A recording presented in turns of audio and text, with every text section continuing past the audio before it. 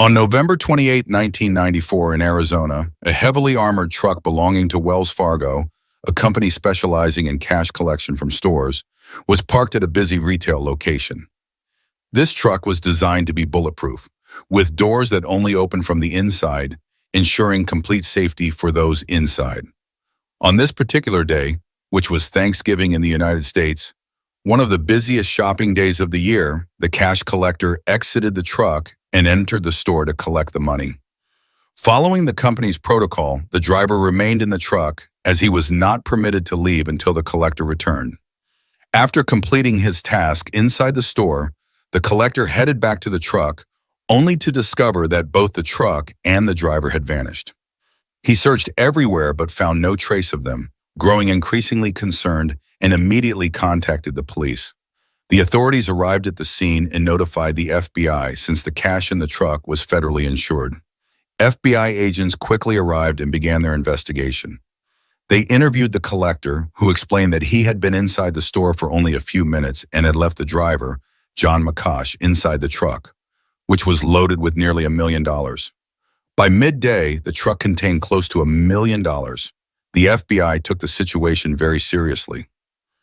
$1 million is not a small sum, and they launched an immediate and thorough investigation. They set the collector aside and began questioning individuals present in the store, hoping that someone might have noticed something unusual. However, no one had seen anything suspicious, and no one even suspected that a theft had occurred. When the investigators questioned the collector about the exact location where the truck was parked, they took the team to inspect the site. There they discovered cigarette butts and broken glasses. The collector confirmed that the driver had been smoking and wearing those glasses while driving. This evidence led the FBI to suspect that the driver might have been involved in the theft. However, they didn't completely rule out the possibility that the driver could have been attacked and forced to abandon the truck. They considered all scenarios and decided to expand their search for the missing truck, launching a massive search operation on both land and air. They speculated that the thief might have used another vehicle to escape, so they looked for any white trucks that could be connected to the crime. With no gunfire or witnesses pointing to anything unusual, the FBI began to suspect that the heist might have been an inside job. Consequently, they focused on the driver as one of the primary suspects. They approached Wells Fargo and requested the driver's full file. They reviewed his background for any criminal history or previous issues, but found his record to be completely clean. With this turn of events, the FBI shifted the driver's status from suspect to victim. This left them back at square one in their investigation. Although they were disappointed, they did not stop their search. With the lack of witnesses and evidence, the FBI turned to the public for help. They held a press conference in collaboration with the police, offering a $60,000 reward for anyone who could provide information leading to the recovery of the driver or the missing white truck.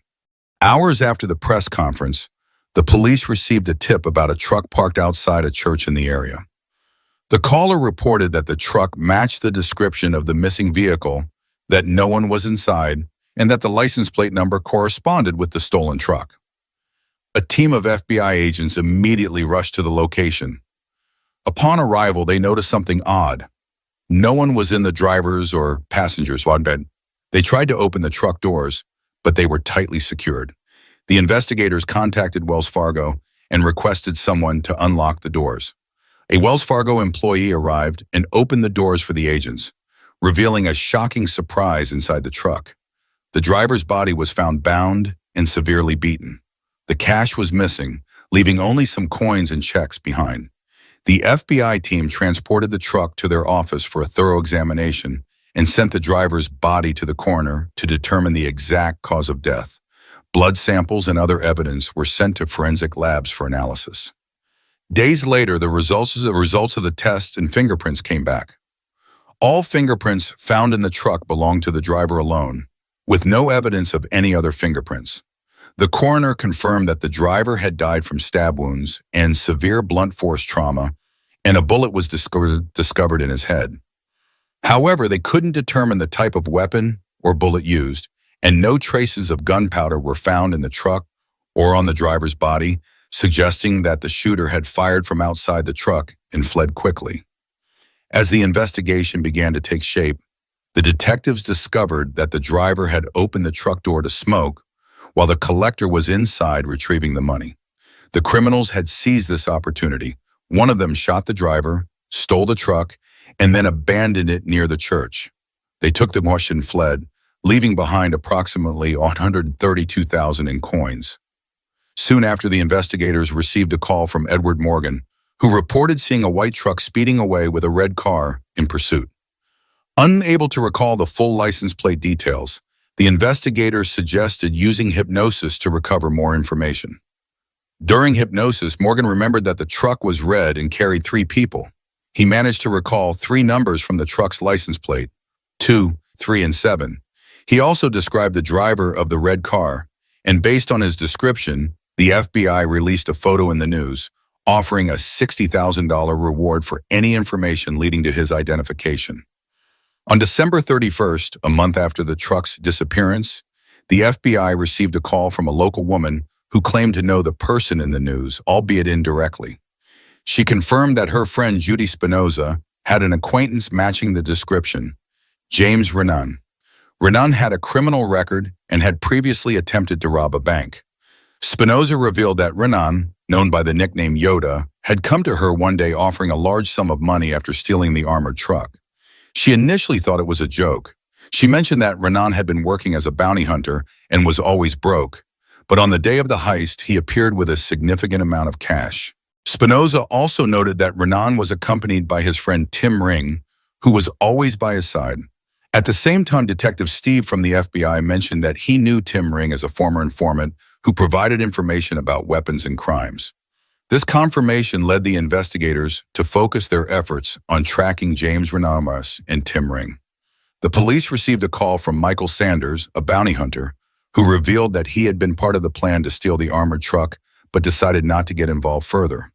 He also mentioned a 4th person in the scheme named Virgie, but he wasn't sure if this person participated in the crime. The investigators later discovered that Virgie was William Ferguson, a former police officer from Phoenix, which added to their belief that the heist had been meticulously planned. The police began monitoring Ferguson and gathered evidence from his trash, where they found documents detailing the route of Wells Fargo, indicating that the crime was not random, but carefully orchestrated. Despite this, the evidence was not enough to prove their involvement in the theft or the murder of the truck driver. The police then set up surveillance devices in the suspects' homes. After some time, the suspects gathered at a house, but their conversations were indirect and vague, making it challenging to pinpoint specific details about the case. The investigators were struggling to find enough evidence, so one of them, whom I'll refer to as Detective Conan, devised a clever strategy. He decided to target James Renan as the weakest link in the group, believing that he could be pressured into revealing details. The investigators placed a note at James's door with the cryptic message, 1, 2, 3, you are the boss. When James returned home and read the note, he realized that the police had uncovered the heist. Panicking, he called the group and warned them that the police might have discovered the stolen money. He threatened to destroy the stolen cash if he saw any officers near his house. This threat provided the investigators with strong evidence that the money was indeed stolen and that a crime had occurred. They decided to act quickly. First, they arrested James at his home, then proceeded to William Ferguson's residence. Despite Ferguson's resistance, the detectives managed to apprehend him and take him into custody. They also arrested Tim Ring.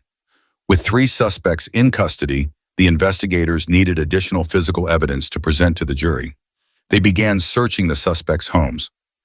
At Tim Ring's residence, they conducted a thorough search and discovered the red car described by Edward Morgan. They found that the license plate matched the description and located a weapon inside the vehicle, which was likely the one used to kill the truck driver. Additionally, they uncovered $27,000 in cash. At Ferguson's house, investigators discovered $64,000 in cash. With all this evidence, the case was significantly strengthened for presentation in court. Realizing that his accomplices had been arrested, James decided to cooperate with the investigators in hopes of a lighter sentence. He confessed in detail how they had monitored the trucks prior to the heist and revealed that Tim Ring had decided to kill the driver despite their agreement not to do so. He described the murder, explaining how he had stabbed the driver with a knife after finding him still alive. James's testimony was presented to the jury, which quickly reached a verdict. James Renan was sentenced to 27 years in prison.